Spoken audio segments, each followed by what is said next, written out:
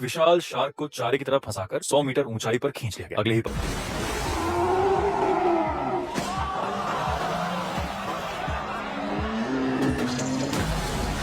पल दर्शक न सिर्फ डरते नहीं बल्कि तालियों की गड़गड़ाहट से उसका स्वागत करते हैं। जैसे जैसे व्यूइंग प्लेटफॉर्म धीरे धीरे नीचे उतरता है, हमें आखिरकार उस समंदर के शासक की एक झलक मिलती है। दरअसल ये जगह एक आइलैंड पर बना डायनासोर थीम पार्क है, जहां इंसानों ने एम्बर से निकाले गए डीएनए की मदद से जुरासिक जमाने के जीवों को दोबारा जिंदा कर दिया है। यहाँ सिर्फ पुराने डायनासोर ही नहीं बल्कि जेनेटिक इंजीनियरिंग से उन्होंने एक म्यूटेंट सुपर डायनासोर भी बनाया, एक ऐसा जीव जो हर जानवर की ताकत को अपने भीतर समेटे हुए है। नाम है क्रूरराज ब्रूटोरेक्स। उस दिन पार्क की डायरेक्टर संजना और चेयरमैन मित्तल साहब निरीक्षण के लिए साइट पर पहुंचे। जैसे ही वो एरिया में दाखिल हुए, उन्होंने देखा कि सुरक्षा ग्लास बुरी तरह टूटा हुआ था। ये साफ इशारा था कि क्रूरराज अब काबू में नहीं रहा। मित्तल साहब ने जब उस जानवर से आंखें मिलाई, उन्हें उसी वक्त एहसास हो गया कि यह सिर्फ एक जीव नहीं, एक कहर है। उन्होंने तुरंत संजना से कहा कि ओमकार को बुलाओ, जो पार्क का सबसे एक्सपर्ट रैप्टर ट्रेनर है। ओमकार का कमांड इतना जबरदस्त है कि शातिर रैप्टर्स भी उसके सामने एकदम पालतू कुत्तों की तरह बर्ताव करते हैं। तभी एक टेक्नीशियन गलती से रैप्टर वाले एरिया में गिर गया। रैप्टर्स ने उसे शिकार समझ लिया और धीरे धीरे घेरने लगे। ओमकार बिना वक्त गंवाए फेंस खोलकर खुद अंदर कूद गया। रैप्टर्स से सीधा आई कांटेक्ट करते हुए उन्हें शांत किया और जैसे ही वो कंट्रोल में आए, उसने चिल्लाकर कहा, अब गेट बंद करो।